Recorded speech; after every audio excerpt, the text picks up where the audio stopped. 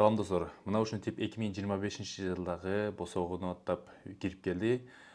Эми жаңы жылда эмне кылуу керек десе, жаңы жылдын башталышында сөзсүз биз бир жылдык келечегибизди пландаштыруу, мерчимдөөбүз керек. Бул эмне үчүн маанилүү десеңиздер, бул өзүбүздүн жашообузду, өзүбүздүн келечегибизди пландап, ошону кыялдамасак, анда биздин жашообузду башка бирөөлөр пландаштырып, өздөрүнүн максат үчүн колдонот. Мисалы үчүн, эгер биз өзүбүз мектепти бүткөндөн кийин эмне кыларыбызды, кайсы тармакта тандаарыбызды билбесек, анда сөзсүз Россияга барып, эмне кылабыз? Жумуш издейбиз, же болбосо башка бирөөлөргө жумуш кылабыз. Башка бирөөлөрдүн колунда иштеген жаман эмес. Болгону, эгер сен бирөөлөрдүн колунда 5 жыл, 10 жыл, 20 жыл иштесең, анда сен келечегиң буга чейин кандай болсоң ошого чейин 10 жыл өтсө дагы эч бир өзгөрүү болбосо, эң коркунучтуу ушул. Ошон үчүн ушундай келечегибизди жакшы куруу максатында мен ушундай система менен, ушундай пландаштыруу менен бөлүшмөкчүмүн. Ушул пландаштыруу, ушундай визуализация мага аябай жардам берет. Себеби мен өзүм көргөн билгендерими сиздерге бөлүшкөнгө аракет кыламын. Анда эмесе бул мынчыкында бул пландаштыруу карасаңыздар 20 жыл, 10 жыл, быйылкы жыл, анан план, система. Айрыкча система бизге маанилүү. Система деген бул биз күндөгү кыла турган иштерибиз, өзүбүзгө койгон тапшырмаларыбыз, ушул система аркылуу биздин койгон максат тилектерибизге жеткизүүгө өбөлгө түзөт. Ошондуктан ушул видеонун аяк жагында бөлүшөм системасын, ошон үчүн видеонун аягына чейин көрүңүздөр. Бул аябай пайдалуу. Эгер ушул видео сиздерге пайдасы, кызыктуусу болсо, анда лайк басып, комментарий жазып, башка бирөө менен бөлүшкөнгө унутпаңыздар. Анда эмесе баштайбыз. Экранга буруңуздар. Бул пландын, мерчемдөөнүн борборунда бул биз өзүңүздүн атыңызды быйылкы жылы жазып койсо болот. Мисалы үчүн 2025-жыл. Анан сол жактан баштайлы. Сол жакта бул визуализация. Визуализация бул көрө билүү, кыялдоо. Максат, визуализация көрө билүү. Эмнеге 20 жыл? Себеби мен 20 жылды пландаштыруу же 20 жылды көрө билиштен мурун бир суроо башымдан кетпей койду. Себеби суроо мындай угулат. Сен 20 жыл бою эмне иш менен алектенмексиң? Бул иш болсо сенин түпкү ичиңдеги кызыгууңдан байланыштуу болот. Сенин хоббиңден, сенин кызыгууңдан, ар кимдин кызыгуусу ар кандай. Ошон үчүн мен бир мисал катары айтып кетейин. Мисалга, сен келечекте бир кыйын кинорежиссер, либо кино тармагындагы адис, же болбосо врач, хирург, же футболист, айтор кандай кесип болбосун, өзүң ичиңде каалаган, ошол тармактын адиси болуп чыккың келсе, ушул 20 жылга ушундай визуализация, пландаштыруу койсо болот. Ошон үчүн визуализациянын башында негизи болуп, мына ушинтип 20 жылдан кийин мисалы үчүн кино адиси болуп чыгалы деп элестетели. Бул жака жазабыз. Кино адиси.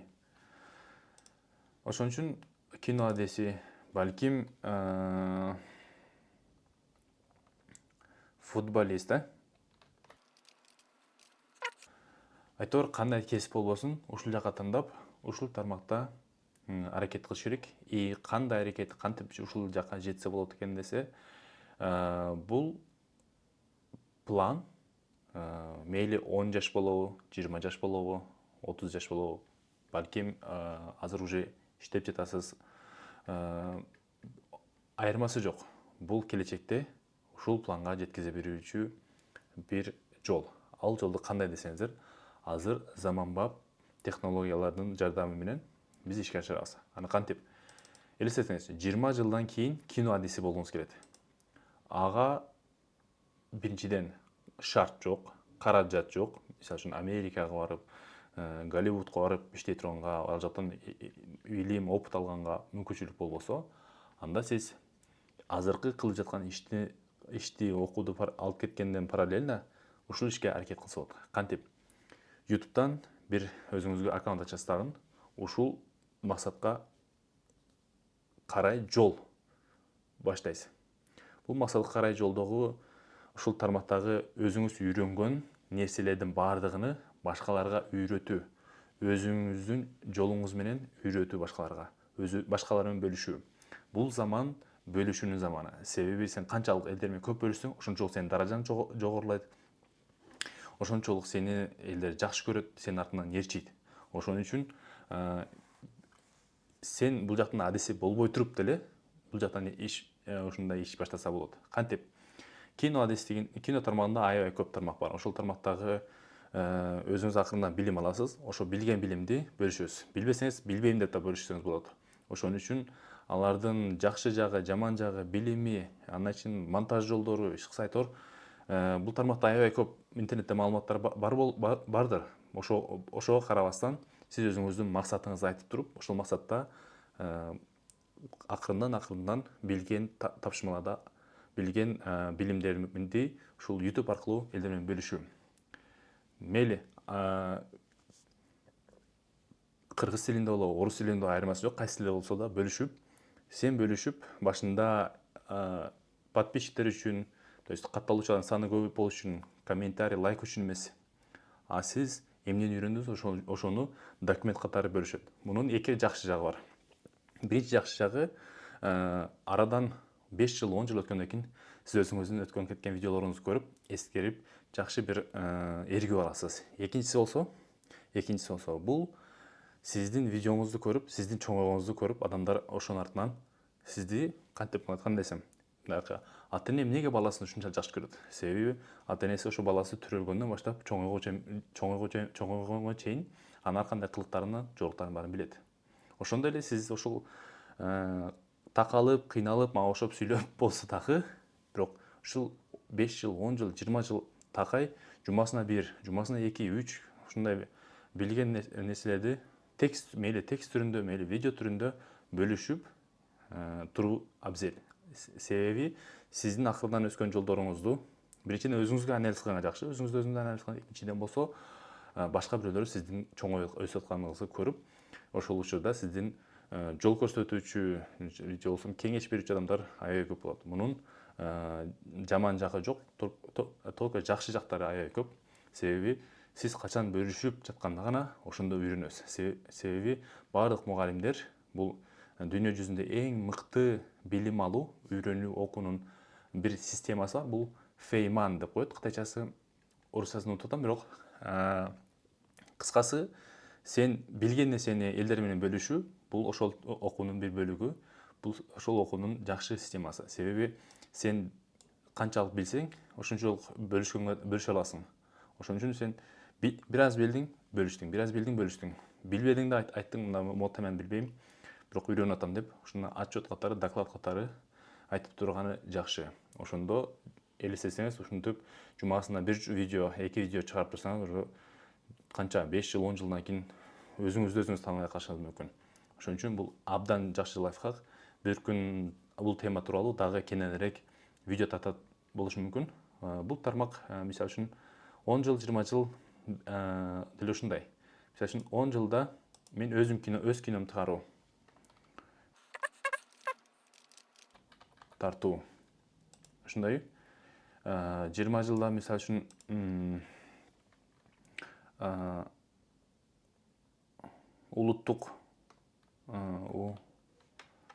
10 жылда уже улуттукка кирсе болот.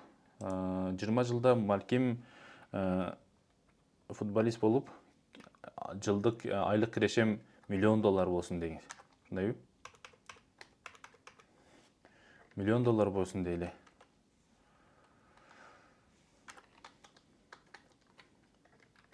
Ошондойбу?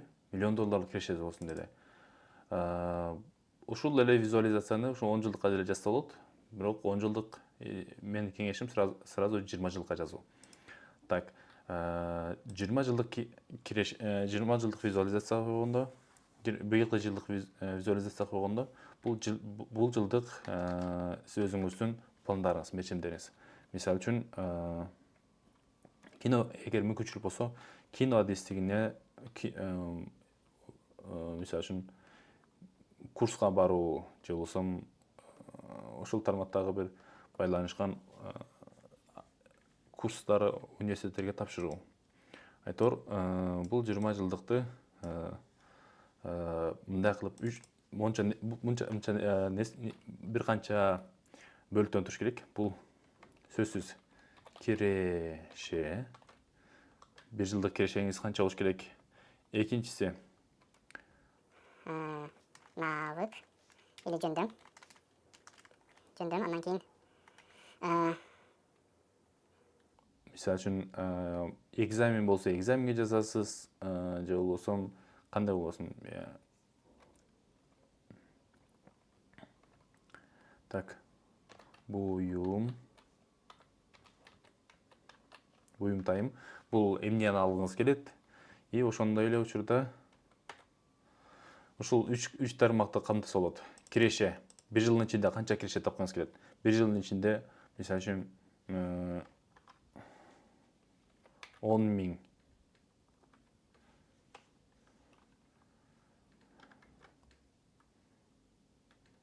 100 миң мейли, 100 миң доллар. 100 миң доллар киреше. Навык. Эмнени үйрөнгүңүз келет? Кандай навыктарды үйрөнүңүз керек? Сөзсүз бул да керектүү, навыктардын түрлөрү. Буюмдардан мисалы үчүн машина алуу. Ушундай тизмесин жаза бересиз. Машина алуу, iPhone 16, iPhone 16,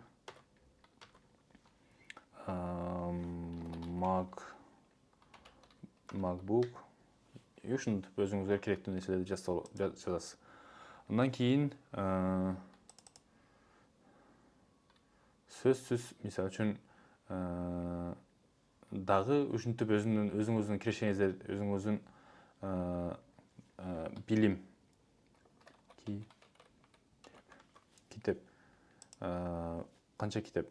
50 китеп. Ушинтип ойлуу китеп. Ушинтип 25 жылдык, 25 жылдык эмес, быйылкы жылдык ушинтип пландарды түзүп алабыз. И ошону элестетип, күн сайын элестетип жүрүүгө, ачыкчанда кыял максат. Эми конкреттүү түрдө план. Планга кандай болот? Так. Киреше. Мисалы үчүн бул жерге биз кирешеде 100 миң доллар жаздык да. 100 миң доллар. Киреше 100 миң доллар. Хоп, дальше 100 миң доллар. Мисалы үчүн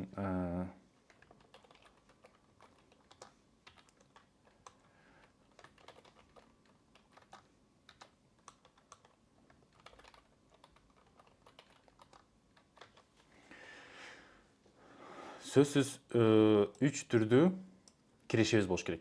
3 түрдүү кирешебиздин булактары болуш керек. Себеби адам бир бут менен турганда көп тура албайт. Эки бут менен турганда жакшы жакай турат. Качан 3 бут менен, ачыкчанда стол 3 бут менен, аз дегенде 3 бут менен турса, бул стабильный тура алат. Ошон үчүн адамдын кирешеси 3 буттуу болуш керек. Аз дегенде 3 буттуу. Эгер 4 буттуу болсо, андан да жакшы. Ошон үчүн 3 буттуу киреше булагыбызды түзгөнгө бел байлашыбыз керек, аракет кылышыбыз керек. Андан кийин навык, жөндөм.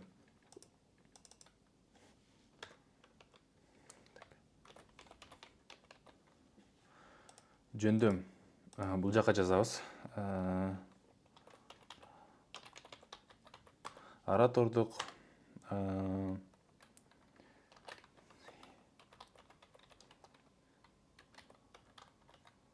сценарий жазуу, мисалы үчүн кино тармагына байланыштуу, сценарий жазуу. Ал үчүн сценарийни канча жазат экен, ошол тармакта окуса болот. Башка бирөөлөрдүн жазган сценарийлерди окуса болот. Ошентип дагы бир жөндөм. Айтор ошо өзүбүзгө керектүү жөндөмдү жазабыз.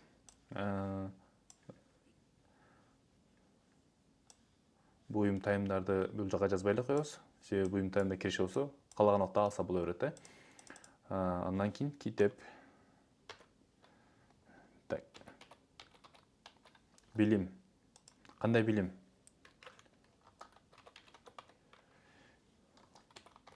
Элүү китеп окуу. Эми. Biz визуализацияны түздүк. Кино адеси болобуз деп. Кино адестигинен biz канча киреше тапкыбыз келет. Мисалы үчүн бул жака кошо жазсак болот. Бул жака кино адестигинен мисалы үчүн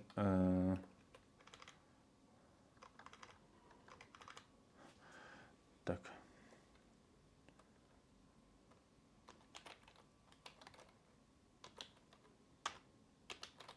Мисалы үчүн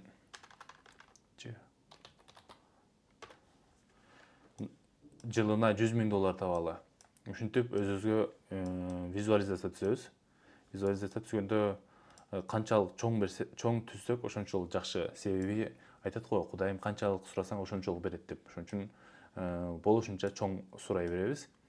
Андан кийин ушул биздин планыбыз, ушул койгон пландарыбыз, ушул койгон визуализацияларыбызды жазгандарыбыз ишке ашыш үчүн бизге сөзсүз система керек. Система бул күндөлүк кыла турган майда кадамдарыбыз. Ошону система деп атап туруп, ошону түзүп кылышыбыз керек. Биз билебиз, күндөгү кылаткан ишибиз кайкалып баратат бизде. Ошон үчүн сөзсүз бизге система керек. Системаны түзгөндө интернетте деле көрүп калсаңыздар керек. Интернетте ар ким өз байлары, ийгиликтер жеткен адамдар өздөрүнүн системасын бөлүшөт. Мисалы үчүн эртең менен туруп алып, 10 минут визуализация, кийин тренировка, чай, тамак, ушундай 5-6 ишти кылып салган болот. Алар болсо алардын системасы. Кээде алардын системасы менен жашасаң, чарчап кетесиң. Ошон үчүн бул система биздин өзүбүзгө тиешелүү болуш керек. Мисалы үчүн система кандай эмелерди бөлүп туруш керек. Система бул биздин эртең мененки убакыттан баштап туруш керек. 6:00 баштап 6:30 чейин, мисалы үчүн, эмне кылабыз? Так.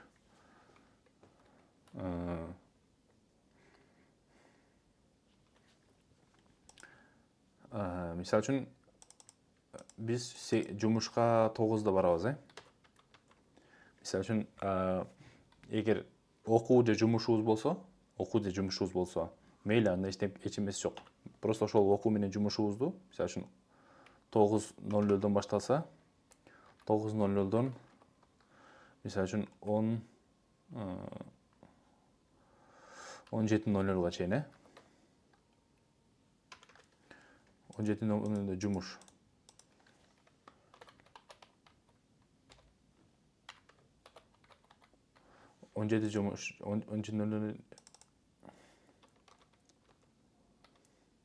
Так, 17:00 мисалы үчүн 00 чейин убактыбыз бар.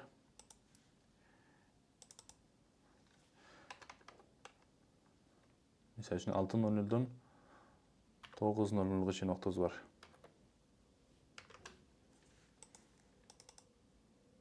Бул деген эмне деген түшүнүк?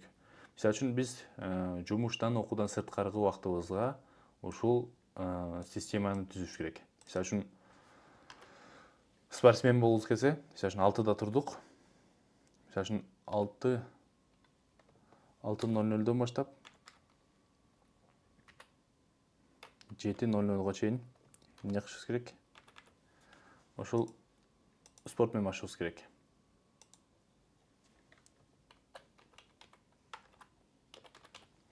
Эгер кино адестиги болгум келсе, ушул тармактагы мен сунуш берем, эртең менен туруп алып китеп окуганды сунуштабайт элем да. Себеби ал кыйыныраак болуп калат. Себеби уйкуң ачылып элек болуп туруп, иш башташ кыйыныраак болот. Спорт же болбосо монтаж. кино адис тармагында монтаж кылганды үйрөнүү, сценарий жазганды үйрөнүү, ушундай.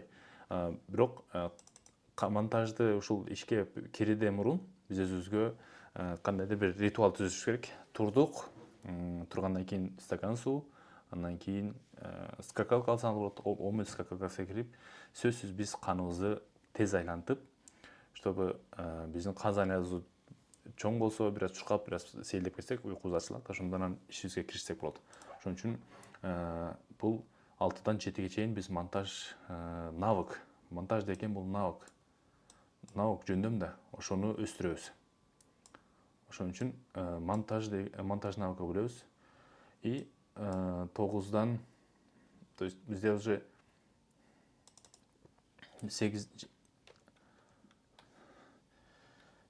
7:00-дон 7:30-га чейин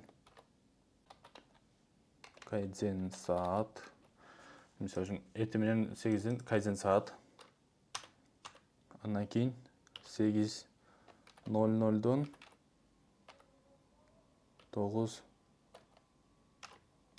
9:00-га чейин ошолдай план коебуз. Мисалы үчүн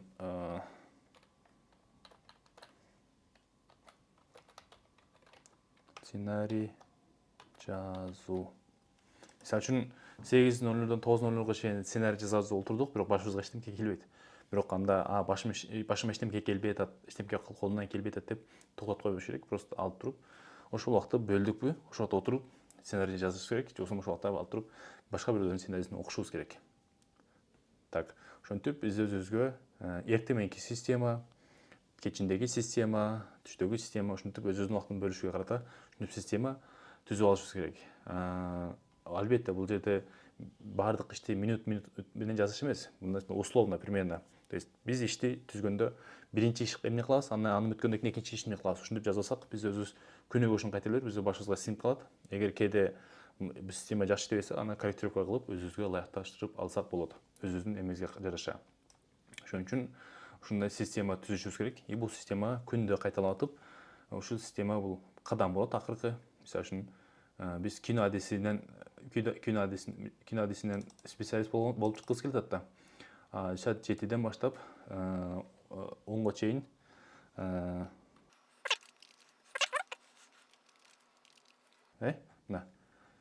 саат 5-тен баштап 6-7, 5-тен баштап 10-го чейин 5 саат убактыбыз бар. Ошонун 2 саатын алып туруп, ушул кино адис тармагындагы билимге, же болбосо ушу контент тартып чыгарганга бөлүштүрүп, ушинтип өзүбүзгө система коюш керек. Может, балким 8-ден баштап 10-го чейин, балким 6-дан баштап 7-8-ге чейин, ушинтип 2 саат, 3 саат алып туруп, кечинде дагы иш кылышыбыз керек. Бул ишибиз болсо, өзүбүздүн азыркы кылып аткан ишибиз окуубузга залал тийбейт. Ошондон көбүрөөк убакытты бөлүп чыгып, бул жака кылышыбыз керек, бул жака аракет кылышыбыз керек. Ошондо бул биздин эмебиз болот. Мейли, бул күнүгө ушинтип убакыт алып албасак деле, бирок жумасында график түзүп болот. Мисалы үчүн биринчи күн, экинчи күн мында бул иштерди эмне кылам, үчүнчү, мисалы үчүн жок дегенде 5-6 күн базар күндөрү бошураак чыгаптырбыз. Ошол убакыттарды балким алып туруп ушул өзүбүздүн 25 жылдык, 20 жылдык максаттарыбызга арнап убакытты туура пайдалансак болот. Досторубуз менен бильярдка барып, көчөгө барып шашлык жегенден көп деле пайдасы чыкпайт, бирок ушинтип өзүбүздүн келечегибизге болгон системабызды куруп ишти алып кетсек болот. Ооба, ар бир бул визуализация бөлүгү, система бөлүгү, план бөлүгү аябай чоң тармак, бирок үстүрттөн болсо дагы мен силерге түшүндүрүп бергенге аракет кылдым. Ушундай система менен, ушундай план менен жашап көрүңүздөр. Жок дегенде 1 ай, ошондо анан өзүңүздүн эмегиңизди көрөсүз. Башка бирөөлөрдүн системасы, башка бирөөлөрдүн пландары бизге так келбестир. Себеби алар ар ким өзүнүн жашоо шарты, өзүнүн келечекке койгон максаты жана өзүнүн приоритеттери ар башкача. Ошон үчүн өзүбүздүн келечегибизди качан ушинтип системага түзсөк аябай жакшы болот. Системанын идеалы жок, ар кимдин өзүгө ар кандай жарашат. Эң негизгиси бул системаны кооздоп түзүп ийилип коюштан эмес. Ушул системабыз канчалык начар болсо деле, ошол системабыз менен жашап, ошол ишке алып барышыбыз керек. Арадан 1 жыл, 2 жыл өткөндөн кийин өзүңүз таң калып, өзүңүзгө ыраазы болосуз. Себеби эмнеге? Биринчиден өзүңүз бул системанын негизинде жашап, анан арадан 1 жыл 2 жыл өткөндөн кийин өзүңүзгө мындай туруктуу жакшы адаттарды арттырып, анан келечегибизге алда койгон максат болот. Эч качан 1 жыл 2 жылда чоң элге жетиш кыйын, бирок ушинтип алыска 10 жылга 20 жылга ушинтип өзүбүздүн мерчимдерибизди, пландарыбызды коюп, ошого акырындан кадамыбыз жай койсок дагы, бирок туруктуулук, постоянство менен ушул кадамдарга жетсек болот. Эгер ушул видео силерге жардам тийген болсо, анда каналга катталып, комментарий жазганды унутпаңыздар. Анда мен дагы өзүмдүн болгон билгендердин баардыгын сиз менен бөлүшкөнгө аракет кылам. Анда эмесе көрүшкөнчө аман болуңуздар.